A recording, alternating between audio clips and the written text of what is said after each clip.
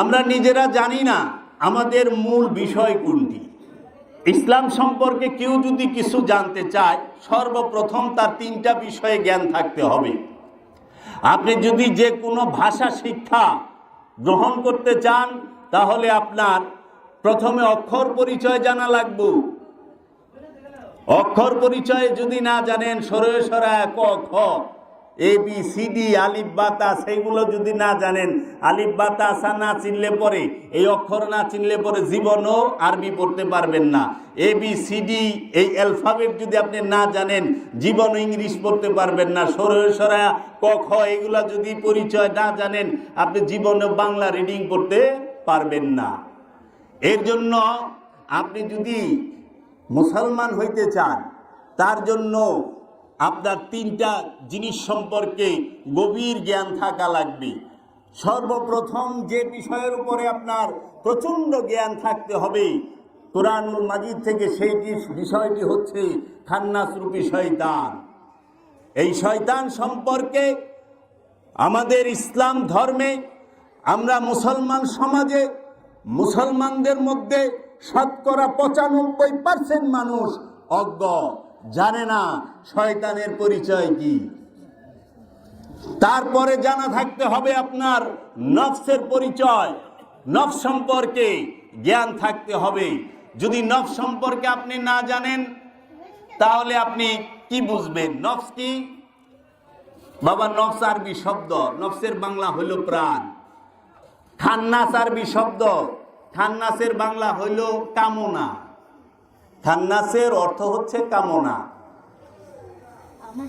কোরআনুল মাজিদের সবচেয়ে বেশি এই নফস এবং খান্নাস, এই দুইটা সম্পর্কে রব্বুল আলামিন আলোচনা করেছেন। আল্লাহর হাবিব তাগিদ দিয়েছেন, তোমার নফসকে পবিত্র করো, তোমার নফস থেকে খান্নাসকে মুসলমান করো, আর নয়তো শয়তান রূপী খান্নাসকে তাড়িয়ে দাও। আমরা তো শয়তানরে তাড়াইবার চাই না, আমরা শয়তানরে মুসলমান করবার চাই না। আল্লাহ কোরআনে বারবার বলছে, ইয়া বানি আদম লা তা'বুদুশ শাইতান ইন্নাশ শাইতানা লাকুম আদুউম মুবিন।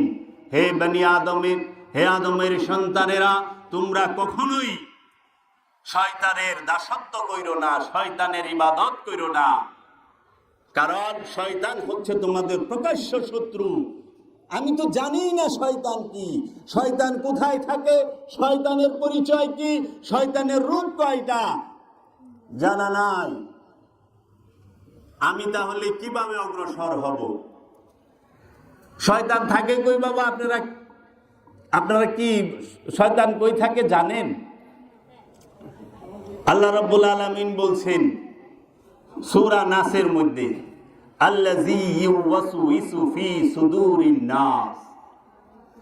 সূরা নাসে বলতেছে, কুল আউযু বিরাব্বিন নাস মালিকিন নাস ইলাহিন নাস মিন শাররিল ওয়াসওয়াসিল খান্নাস। এই যে খান্নাস, আল্লাযী ইউওয়াসউইসু ফি সুদুরিন নাস, এই খান্নাস রূপী শয়তান বাস করে প্রতিটা জিন এবং ইনসানের অন্তরে, প্রতিটা মানুষের অন্তরে বাস করে। কোথায় বাস করে? অন্তরে। দেহে না কইলে বাবা, দেহে শয়তান থাকে না। এই দেহ তৌহিদে বাস করে, এই দেহ সব সময় তৌহিদে বাস করে। শুধু তৌহিদে বাস করে না, আপনার অন্তর, আপনার মন থাকে, মনের মধ্যে শয়তান থাকে। ওই যে কয় না, তোর মনে তো শয়তানি আছে রে, তুই তো অনেক শয়তান রে। মনের মধ্যে শয়তান থাকে, শয়তান কিন্তু দেহে থাকে না। শয়তান গাছে থাকে না, শয়তান মাছে থাকে না, শয়তান বাড়িতে থাকে না, ঘরে থাকে না। শয়তান খাল বিল নদী নালা পাহাড় পর্বত, কোন পশু পাখি, কোন জীব জন্তু, কোনো কিছুর মধ্যে শয়তান থাকে না। কারণ কুরআনুল মাজিদে রব্বুল আলামিন বলতেছে, ইউসাব্বিহু লিল্লাহি মা ফিস সামাওয়াতি ওয়া মা ফিল আরদ। আসমান জমিনে যাহা কিছু আছে, সমস্ত কিছু রব্বুল আলামিনের তাসবিহ পাঠ করে। আমা খালাকতুল জিন্নি ওয়াল ইনসি ইল্লা লিয়াবুদুনি। আমি কি জিন এবং ইনসানকে আমার ইবাদত করার জন্য তৈরি করি নাই?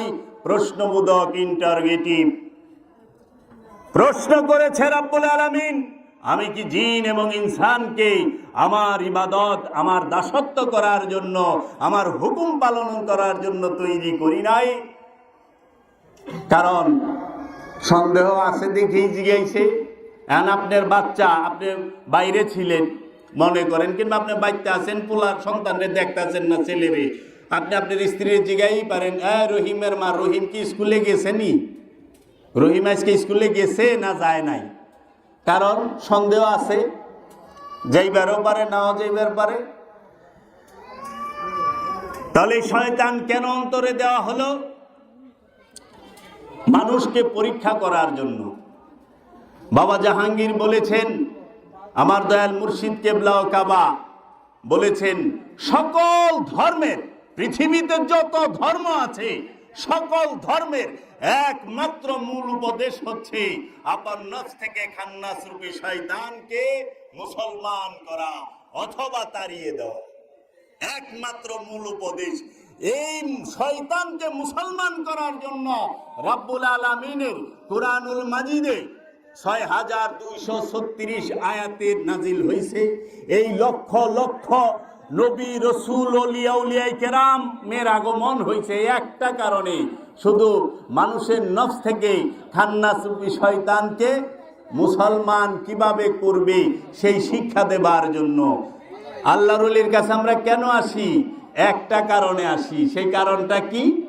সেই কারণটা একটাই, যে আমরা যেন নফসকে চিনতে পারি, আমরা যেন নফস থেকে খান্নাস রূপী শয়তানকে তাড়িয়ে দিতে পারি। এখন আমরা তো মানুষ সব সময় বাহিরের দিকে দেখতে ভালোবাসে, মানুষ বাহিরের দিকে পছন্দ করে, মানুষ ভিতরে তাকাইতে ভালোবাসে না, ভিতরের দিক পছন্দ করে না। কেন মানুষ বাহিরের দিক দেখে? কারণ মানুষের ভিতরে খান্নাস রূপী শয়তান আছে। খান্নাস রূপী শয়তান কখনো ভিতরে দেখতে দিতে চায় না, কারণ ভিতরে দেখলেই তার যন্ত্রণা শুরু হয়। এর জন্য আমাদেরকে কুপথে নেয় কে? শয়তানে। আমাদেরকে ধোঁকা দেয় কে? শয়তানে। আর শয়তানরে তো দোষ লাভ, আমাকে কোনো দোষ নাই, তাই না? আচ্ছা, এখন ধরেন আপনি একটা ঘর করছেন, এই ঘরের মধ্যে আপনি থাকবেন। এখন ঘর করার পরে আপনি এই ঘরের ভিতরে অনেক আজে বাজে জিনিস রাখলেন রুমের মধ্যে, পুরো ঘর বোঝাই হয়ে গেছে। আপনি কি আর ওই ঘরে থাকতে পারবেন? কখনো না। কেন? কারণ আজে বাজে জিনিস দিয়ে ঘর ভরা, থাকার কোনো উপায় নাই। যখন ঘর পরিষ্কার হবে তখন আপনি থাকতে পারবেন। ঠিক আমাদের মনটা, আমাদের অন্তরটা দুনিয়ার কামনা বাসনা দিয়া ভৈরা রইছে। এই কামনা বাসনা দিয়া ভৈরা রইছে দেখাই আমাদের হৃদয়ে রব্বুল আলামিন তাকে আমরা এই হৃদয়ের মধ্যে দেখতে পাই না, নিজেকেও চিনতে পারি না, জানতে পারি না। কারণ বিষয় বাসনা দিয়া আমার অন্তর ভরা। এই শয়তানের 5টা রূপের কথা বলছে কুরআনুল মাজিদে। শয়তানের প্রথম রূপ, আদি রূপ হচ্ছে ইবলিস, সর্বপ্রথম রূপ। দলিল কোথায়? সূরা বাকারায়, ওয়া কানা ওয়াস্তাকবারা মিনাল কাফিরিন। আল্লাহ রাব্বুল আলামিন বললেন, উসজুদু লে আদামা, হে ফেরেশতারা আদমকে সিজদা করো। ফাসাজাদু, সবাই সিজদা দিল, ইল্লা, দিল না, ব্যতীত একজন, সে কে? ইবলিস। উসজুদু লে আদামা ফাসাজাদু ইল্লা ইবলিস। আল্লাহ বললেন, হে ফেরেশতারা আদমকে সিজদা করো। ফেরেশতাদেরকে যখন রব্বুল আলামিন বললেন আদমকে সিজদা করো, সমস্ত ফেরেশতারা হযরত আদম আলাইহিস সালাতু ওয়াস সালামকে সিজদা করলেন। একজন করলো না, সে কে? আজাজিল। সে যখন সেজদা করলো না, রাব্বুল আলামিন জিজ্ঞেস করলো, কিসে তোমাকে বারণ করলো আজাজিল, তুমি সেজদা দিলা না? আজাজিল বলল, আনা খায়রুম মিনহুম, আমি আদম হইতে উত্তম। ওয়া খালাকতানি মিন তিন, আনা খালাকতানি মিন নার। আদম মাটি থেকে তৈরি, আর আমি ধোঁয়াবিহীন আগুন হইতে তৈরি। মাটি নিম্নগামী, আমি ঊর্ধ্বগামী। এর জন্য আমি আদমকে সেজদা করি নাই। তখন রাব্বুল আলামিন বললেন, ওয়া কানা ওয়াস্তাকবারা মিনাল কাফিরিন, সে অস্বীকার করাতে সে কাফেরদের অন্তর্ভুক্ত হইল। কাফের কাকে বলে বাবা? কাফের শব্দের অর্থ হচ্ছে অস্বীকারী।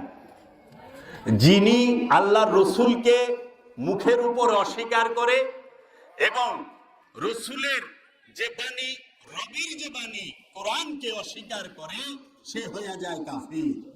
রসুলকে যে অস্বীকার করে, কোরআনুল মাজিদকে যে অস্বীকার করে, সে হয় কাফির। এখন কাফেরের মিনিংই পাল্টায় ফেলাই, বুঝি না তো। ইমানদার কারে কয়, মুমিন কারে কয় জানি না। দেহের মৃত্যু কি, নফসের মৃত্যু কি? আপন নফস থেকে খান্নাস রূপী শয়তানকে ত্যাগ করতে পারলে, বের করে দিতে পারলে, তাড়িয়ে দিতে পারলে, মুসলমান করতে পারলে হয় আমিত্বের মৃত্যু। আর যখন এই দেহ নামক খাঁচা থেকে নফস বের হয়ে যায়, নফস আলাদা হয়ে যায়, তখন হয়ে যায় দেহের মৃত্যু। এখন দেহের মৃত্যু আর নফসের আমিত্বের মৃত্যু আসমান জমিন তফাৎ। দেহের মৃত্যু সোজা, দেহের মৃত্যুতে কষ্ট নাই।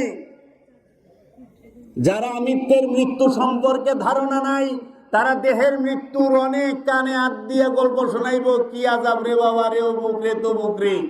সবচেয়ে ভয়াবহ আজাব হচ্ছে, কষ্ট হচ্ছে আমিত্বের মৃত্যু। তিলে তিলে এই মৃত্যুর স্বাদ গ্রহণ করতে হয়, এই মৃত্যুকে বরণ করে নিতে হয়। কিভাবে? লোভ ছেড়ে দেওয়া, চারটিখানি কথা বাবা, সারা জীবনের সাধনা। অহংকার ছেড়ে দেওয়া, চারটিখানি কথা। কে অহংকার ছাড়তে চায়? অহংকার ছাড়তে গেলে তিলে তিলে জীবনভর সাধন করতে হয়, দায়মি সালাত করতে হয়, সিয়াম করতে হয়, আমিত্বের যাকাত দিতে হয়, আমিত্বের কুরবানি দিতে হয়। আমিত্বের কুরবানি কে দিতে পারে? কয়জন দিতে পারে? সবাই বনের পশুকে কুরবানি করতে পারি আনন্দের সাথে, কিন্তু নিজের ইচ্ছাকে কে কুরবানি করতে পারে? রবের ইচ্ছার কাছে। রবের ইচ্ছার কাছে, রসুলের ইচ্ছার কাছে কয়জন আছে যে নিজের ইচ্ছাটাকে কুরবানি করবে? ওই আশেক পাওয়াই যায় না।